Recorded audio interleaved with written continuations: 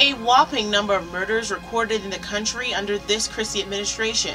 Reports are confirmed that an ex-MP threatened a judge and someone flips the bird in a very public place, and you couldn't possibly guess who it was.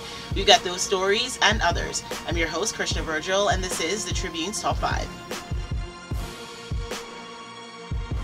Since the Christie administration took office, the country's recorded 601 murders. New Providence's killing spree continued over last weekend when 2 men were murdered in 2 separate shooting incidents less than 24 hours apart. The deaths took the country's murder count to 32 for the year and marked the 18th homicide in February, according to the Tribune's records. This also means that 601 people have been killed since the Progressive Liberal Party took office in May 2012, according to the Tribune's records. Ahead of the 2012 general election, the PLP posted billboards throughout New Providence in areas heavily trafficked by tourists and locals, which said there had been more than 490 killings under the 5-year Ingram administration. The PLP, then in opposition, campaigned that it had the answer to violent crime, while the Ingram administration did not. It promised that if elected, it would get crime under control. The latest homicide took place shortly after 3 a.m. last Sunday off Soldier Road. Officer in charge of the Central Detective Unit, Chief Superintendent Clayton Fernander, said the victim was at home with his girlfriend and her baby when an armed man broke in demanding cash. Prime Minister Perry Christie embraced a more familiar script during a rally on Thursday night, putting the spotlight on the opposition's internal fights and divisions.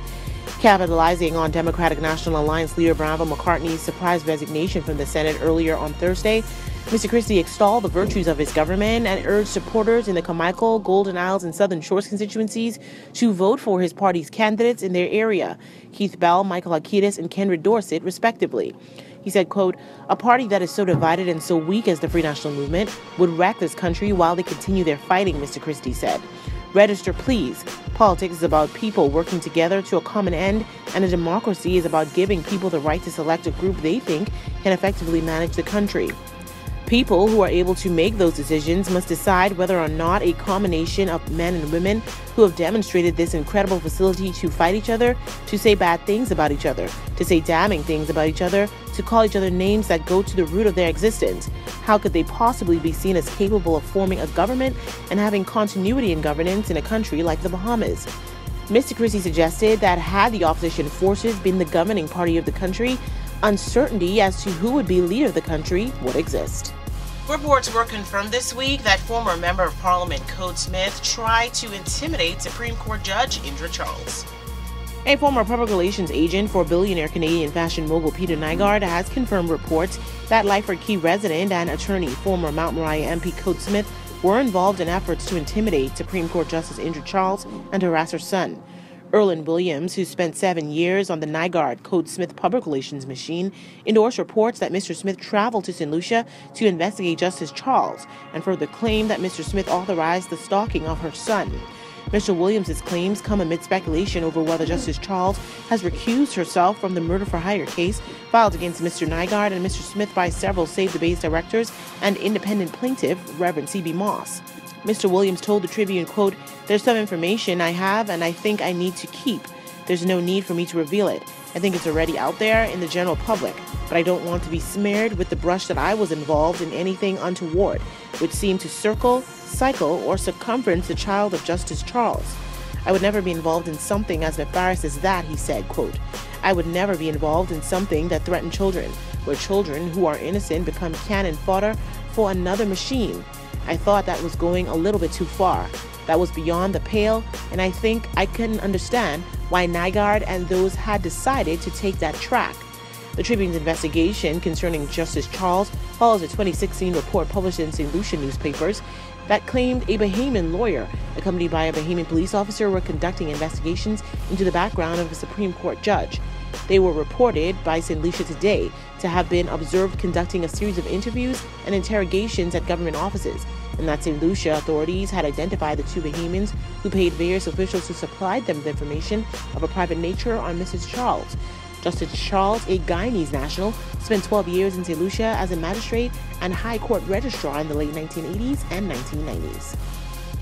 In an effort to distance himself from the drama surrounding leader of the official opposition, Loretta Butler Turner, Democratic National Alliance leader Bravo McCartney resigned as leader of opposition business in the Senate on Thursday morning.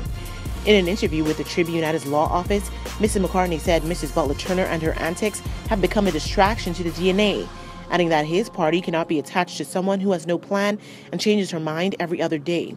Mrs. Butler Turner appointed Mrs. McCartney as leader of opposition business in the Senate in December, shortly after being appointed leader of the official opposition after she and 6 other Free National Movement MPs moved to have F&M leader Dr. Hubert Minnis removed from that role.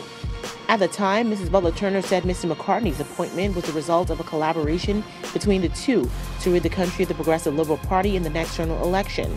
However, tension began to grow between the two after Mrs. McCartney refuted claims by Mrs. Butler Turner that the DNA was forming a powerful coalition with the official opposition leader and the other dissident F&M MPs.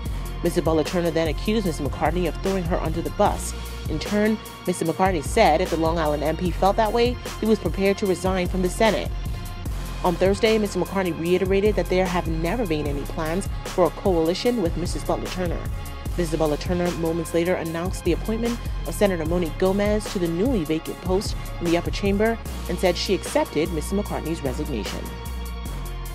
Bahamians all across the country were shocked this week after Prime Minister Perry Christie flipped the bird at a public event in response to allegations against him. After nearly 2 days of intense backlash over sticking up his middle finger during a public event in response to unsubstantiated claims against him, Prime Minister Perry Christie on Wednesday expressed regret for his behavior, saying it is not what I am like.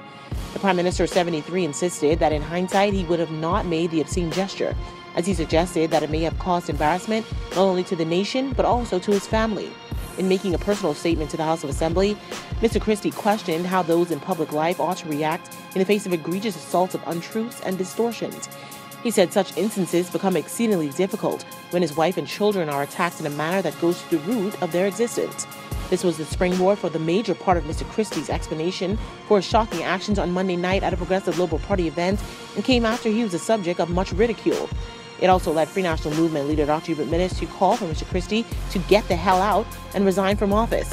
He and several religious leaders also demanded an apology from Mr. Christie. On Wednesday, Mr. Christie asked for indulgence during the morning session of Parliament to give an explanation for flipping the bird earlier this week. The obscene gesture was made in response to rumors that he was the owner of condominiums, which were allegedly appropriated throughout his position of power. Mr. Christie said, quote, Mr. Speaker, I want to make a personal statement with respect to me as Prime Minister and as a Member of Parliament for the Centerville constituency. It has to do with the responsibilities of leadership, the defense of family, and the necessary balance that should take place when all factors are taken into consideration. Firstly, I should indicate that in my public life, I have been guided by an obligation to ensure that members of my family are not embarrassed by my conduct. Secondly, there are relatives of mine who are senior religious personalities, but I have an obligation to ensure that whatever I do, whatever I say, whatever actions I take into consideration, the esteem that they have for me, and really put very basically, never to do things as best we can to cause them any degree of embarrassment. I particularly have an obligation to my family. He continued, I don't know how in the face of the most egregious assault of untruth and distortions, one has to react and respond. It is exceedingly difficult when one's wife and children are attacked in a way that goes to the root of their existence, end quote. Want to get in on the discussion? Well, here's how you can.